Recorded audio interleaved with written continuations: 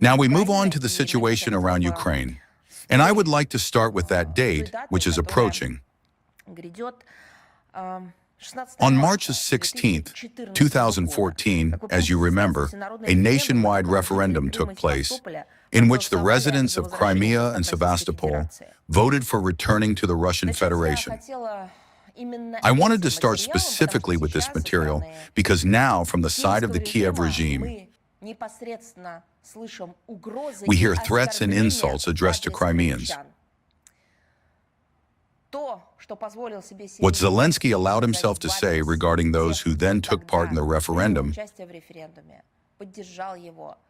supported it, or at least did not deny the very possibility for people to express themselves during a democratic procedure.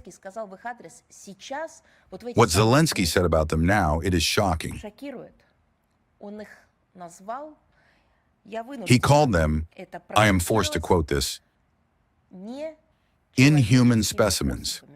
Something like that. This is not the first time when he, in principle, utters the word specimen in relation to people. Now he has specified whom he means. Therefore, I will remind this very scum from Bankova what actually happened on March 16, 2014. It was a historical choice.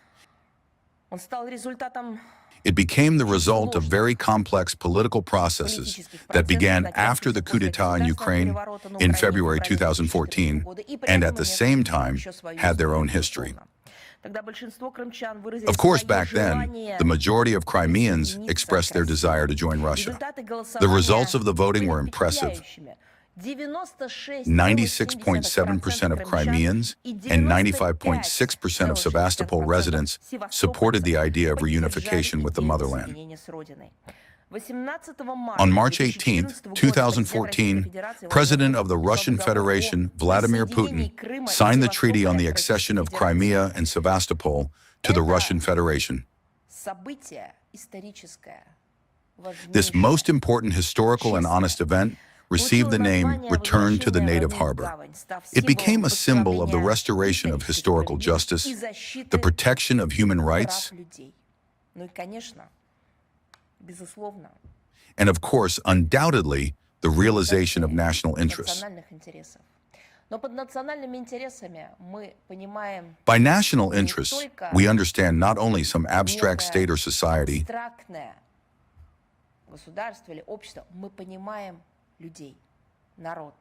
but the people, the nation, the citizens,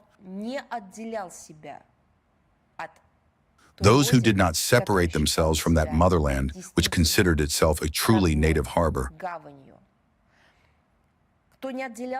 who did not seperate themselves from those from whom they were forcibly divided, torn away from their huge big family.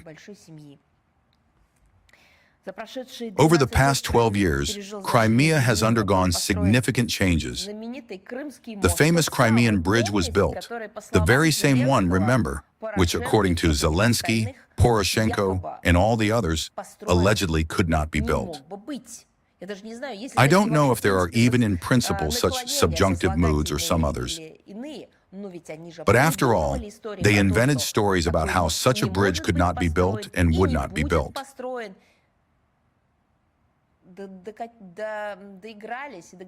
They went as far as saying that this is all merely a huge hologram that is allegedly presented as a real bridge.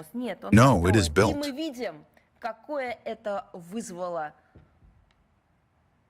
We see what kind of hateful indignation this caused in the ranks of the neo-Nazis.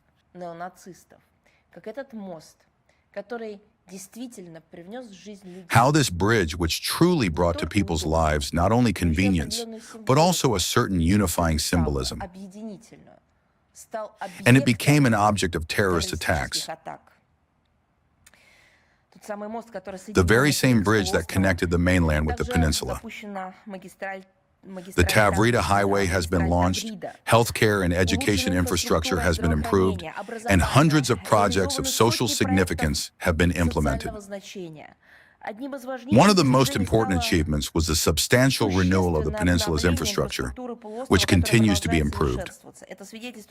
This testifies to a long-term strategy aimed at improving the quality of life of Crimeans and strengthening the region's positions in the economic space of Russia. Large-scale projects are being implemented in practically all spheres, from healthcare and education to housing and road construction. The economy of the peninsula is strengthening thanks to federal programs supporting small and medium-sized entrepreneurship, which stimulate regional development. The past years have cardinally changed the life of the peninsula, which has turned into an important tourist center of Russia. We see how this, too, causes simply inhuman malice from the Kiev regime. Investment activity, the support of federal and regional authorities have made Crimea an attractive center for recreation, creativity, and innovation, including for youth, while the incredible, inimitable, unique nature, historical sites, and modern amenities attract millions of visitors and guests annually. Look at what kind of development and support from the side of Russia, Russians, and now already for many years, from fellow citizens, the historical infrastructure and historical objects have received. Ecological programs are aimed at preserving the unique natural zones of the peninsula. Cultural initiatives are being revived, architectural and cultural monuments are being restored, and local art and creativity are being supported. The return of Crimea became also a key assembly point for Russia and Russian society. According to sociological research data, the overwhelming number of Russians positively assessed the results of Crimea joining Russia. A survey by the Center for Public Opinion Research showed that 86% of respondents consider the decision correct and fair, emphasizing the importance of historical roots and national identity.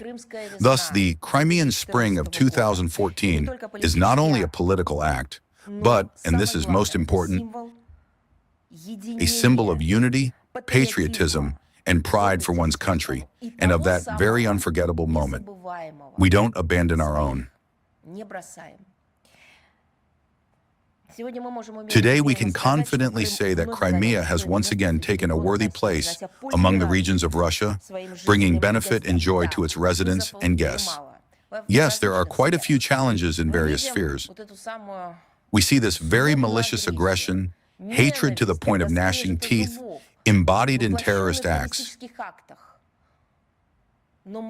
But we know that we will overcome all of this, and we know why this infuriates them so much. Because they, I mean the Kiev regime and those who stood behind it, did not invest either finances or soul into this truly unique place.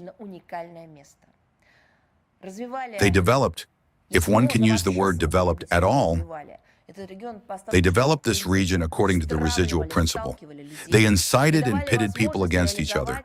They did not give the opportunity to realize that very primordial, national, ethno-cultural, sacred thing, that which people have in their hearts and on their souls.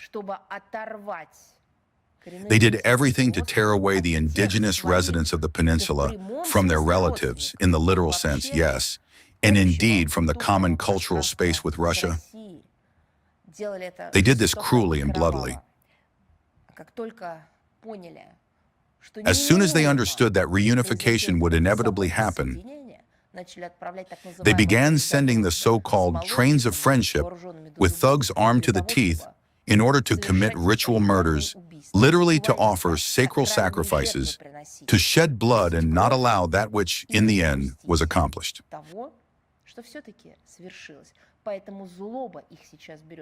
Therefore, they are now seized by incredible malice, that over these years this amazing land, despite all the challenges, despite all the difficulties, is going its own way. It is going together with its motherland, with Russia, and with the entire people.